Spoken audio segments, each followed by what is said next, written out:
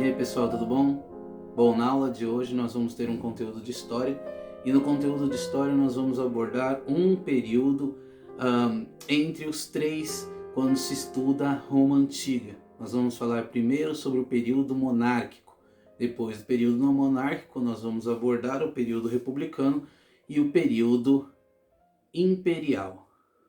Fiquem de olho e obrigado.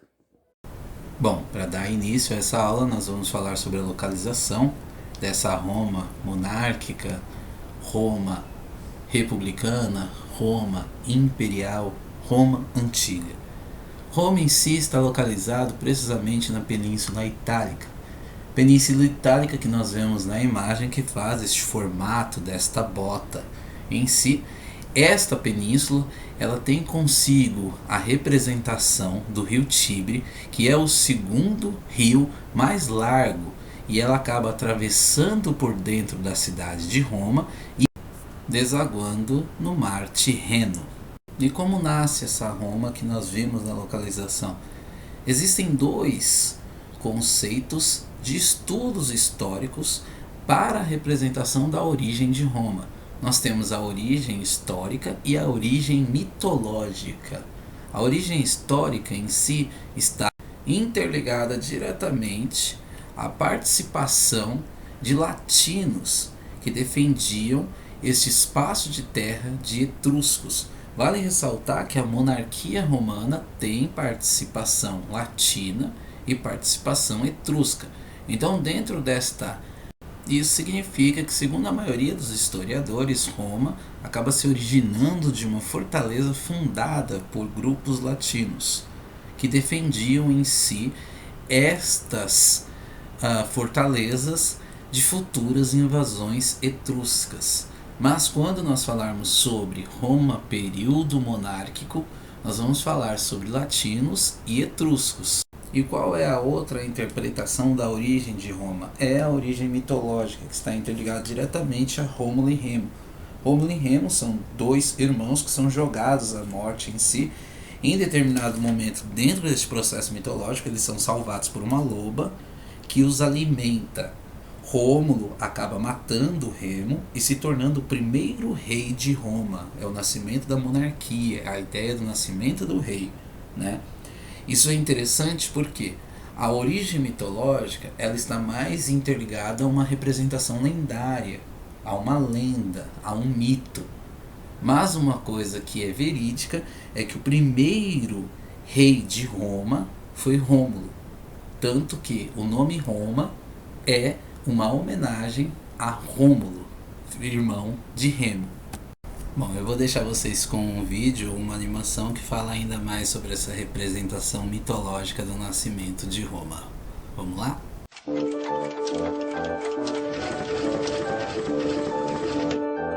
Grandes civilizações.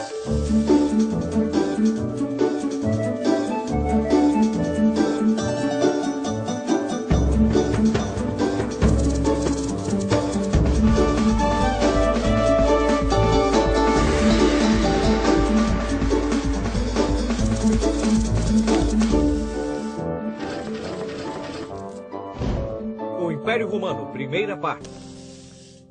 Rômulo e Remo. Roma nasceu às margens do rio Tibre, por volta de 750 a.C. Naquela época, havia várias cidades gregas que tinham se estabelecido na costa da Península Itálica. Então Roma, que entretanto era tão pequena quanto um recém-nascido, começou a crescer imitando o modelo dessas prósperas cidades-estado gregas. A influência das cidades gregas era tão forte sobre os romanos que estes afirmavam ser descendentes dos heróis da Guerra de Troia. Dois dos principais heróis foram Aquiles e Heitor. Mas os romanos diziam ser descendentes de Heitor, ou seja, de um troiano.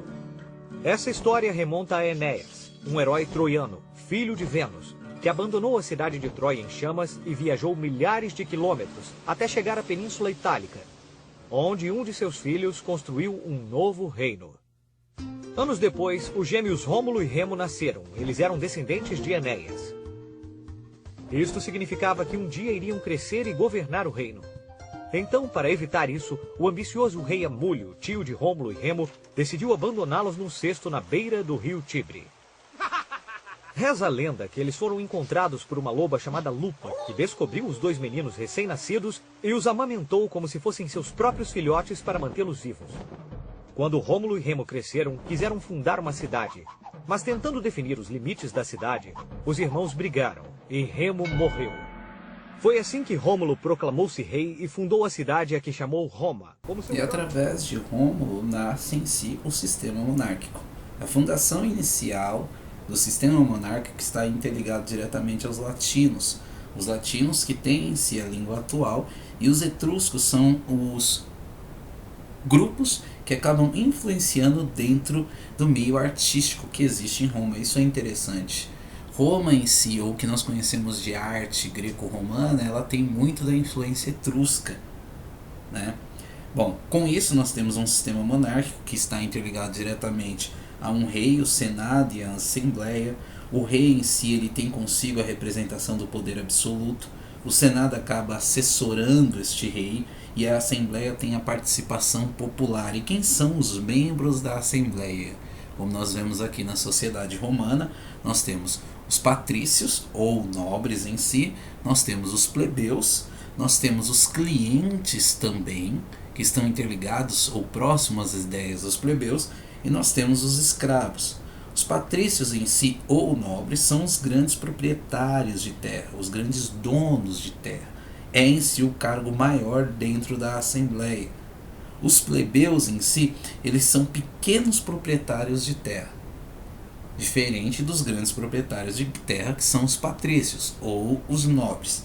Os clientes em si são os homens livres, homens que têm o direito à liberdade, mas que não têm terra. Logo são aqueles que são livres sem posse. Automaticamente esse processo de liberdade talvez seja ilusório, afinal se eu não tenho posses, por mais que eu tenha o direito à liberdade, eu em determinado momento vou me escravizar a um senhor, dono de terras. Isso a gente vê lá na frente, entre o século V e o século XV, conhecido como feudalismo. E por último, nós temos os escravos. Os escravos são, na maioria das vezes, os sujeitos que são capturados de guerra. Os sujeitos que, em determinados momentos, entram em conflito com Roma e que são capturados. E com isso, pós-introdução do que foi o processo monárquico, ou o que deu origem à monarquia, nós vamos falar sobre a divisão histórica. Dentro de uma representação de estudo histórico de Roma, nós estudamos os 3 períodos administrativos dentro de um processo político. Nós estudamos Roma período monárquico, que é o que nós estamos vendo nessa aula. Nós estudamos Roma período republicano e também Roma período imperial. Então nós estamos vendo período monárquico, representação etrusco-latino, depois nós vamos ver república e depois nós vamos ver império. E como se deu em si o período monárquico. E é por isso que muitos historiadores acabam interpretando como um golpe ao rei etrusco Tarquínio Soberbo. Tarquínio Soberbo, etrusco, não tem os mesmos conceitos e nem as mesmas perspectivas que o Senado. Bom, o período monárquico é conhecido precisamente como um golpe ao rei etrusco Tarquínio Soberbo, que foi o último rei que existiu em Roma. Mas como se estruturou esse processo de golpe? Neste período, Roma foi governado por 7 reis, sendo que os 4 primeiros eram romanos e os 3 últimos eram etruscos. Vale ressaltar, quais são os romanos? Os latinos. Os 4 primeiros são latinos e os 3 últimos eram etruscos. Foi nesse período que Roma adquiriu o aspecto de cidade. O último rei etrusco, conhecido como Tarquínio o Soberbo, foi deposto em 509 a.C. No seu lugar, ficaram no poder 2 magistrados chamados consules, e com isso começam a surgir as ideias e especulações para o fim da monarquia e início do período republicano.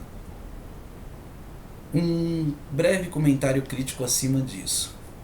Os 4 primeiros reis foram latinos. Os 3 últimos reis foram etruscos. O Senado é composto por latinos. Logo, quando surge um rei etrusco, ou um terceiro rei etrusco, este Senado acaba se movendo, criando em si especulações para a retirada deste último rei etrusco, para dar fim à monarquia e início ao período republicano. Se o último rei fosse latino e pertencesse em si à mesma relação nacionalista ou consanguínea ou territorial como o Senado, talvez isso não teria acontecido. Bom, aí cada um fica na sua interpretação histórica deste momento monárquico romano. Vejo vocês numa próxima. Obrigado e bons estudos.